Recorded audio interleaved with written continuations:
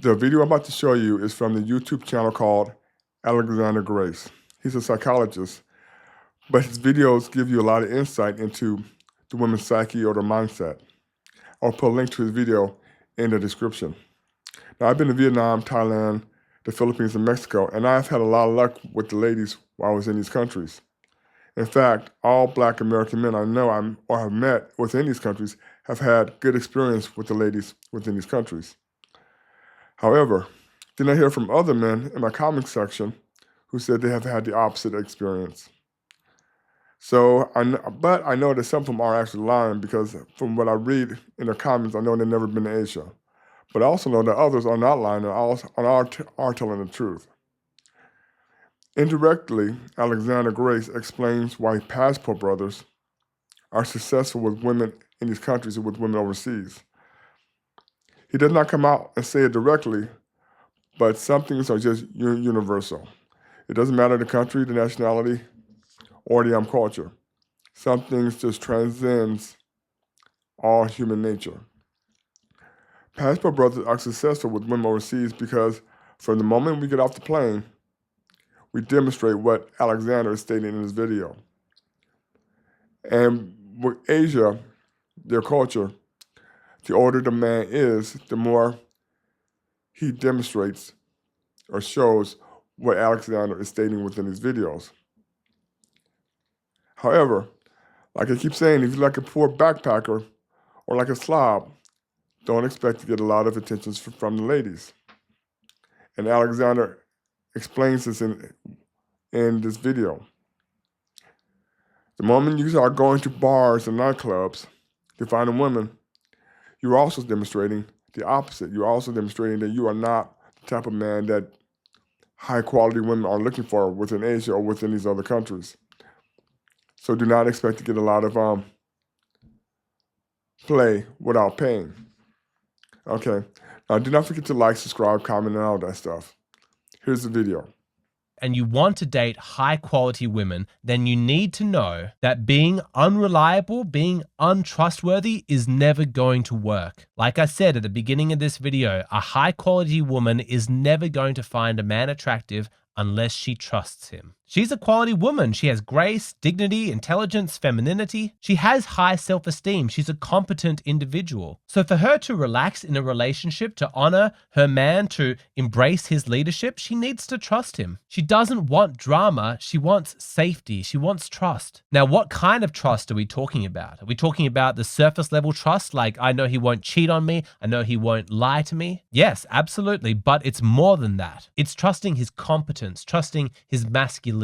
That's what really makes him attractive. Of course, it helps if you're tall, good looking, have big muscles, a lot of money. All of that's definitely going to help make sure women find you attractive. But when we're talking about the emotional component to attraction, where she feels drawn to you, she wants to bond with you, she can let down her guard, be vulnerable with you. In order to achieve that in a long-term relationship, she needs to feel safe with you. Because when she trusts you, that's what enables her to sink deeper and deeper into her own femininity until ultimately she looks like this. I submit to my husband because why? He's proven time and time again that I can trust in his leadership. I can depend on this man because I know he's a man of his word, and not only of his word, of his action. The leadership that she's talking about has to do with displaying competence in action. This is what lots of men need to understand about women, is that they don't pay that much attention to potential. They want to see results. The world is full of men who are extremely intelligent, who have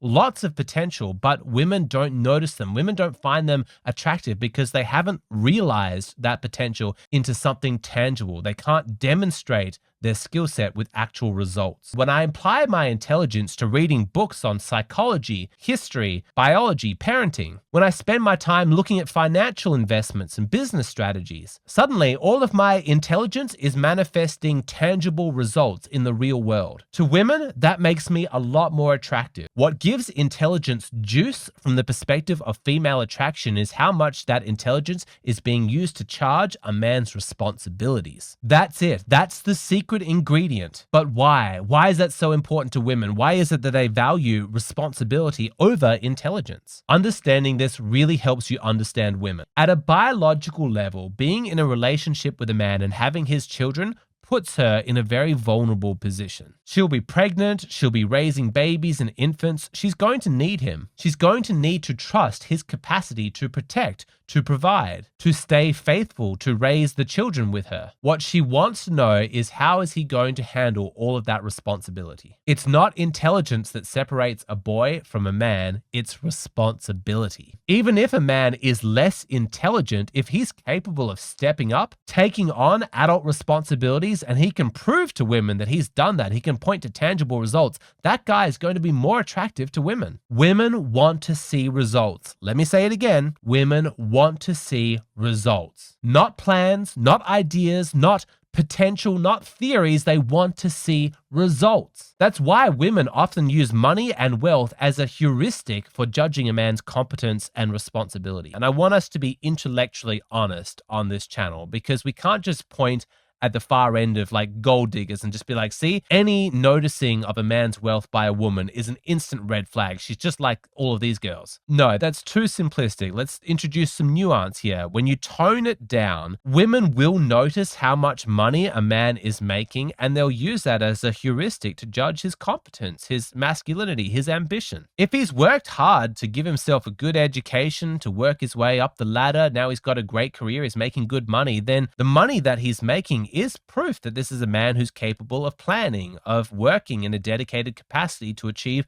a goal, that he's capable of taking responsibility. That is proof. She's thinking, I want a man who's smart, who's capable of making good decisions, of taking responsibility, of showing competence. And I'm looking at his money, I'm looking at his annual income, and I'm thinking there's no way he could have achieved that position unless he had those characteristics that I'm attracted to. But this is the important part, because you see that it's not money alone that makes him attractive. Well, it is for like low quality sugar baby type women. But for higher quality women, she likes the money not just because of the material benefits, but also because of what it says about him, that he is masculine, that he's competent, that he's responsible. Women will always find a rich man attractive at the beginning of a relationship, but if you think that it's purely about the money and it's not because of the internal characteristics she imagines a wealthy man to have, then watch how quickly her attraction for a man fades if she finds out that he didn't earn his money, that he won it, that he inherited it. And worse, if he's not responsible with spending that money, if he's buying like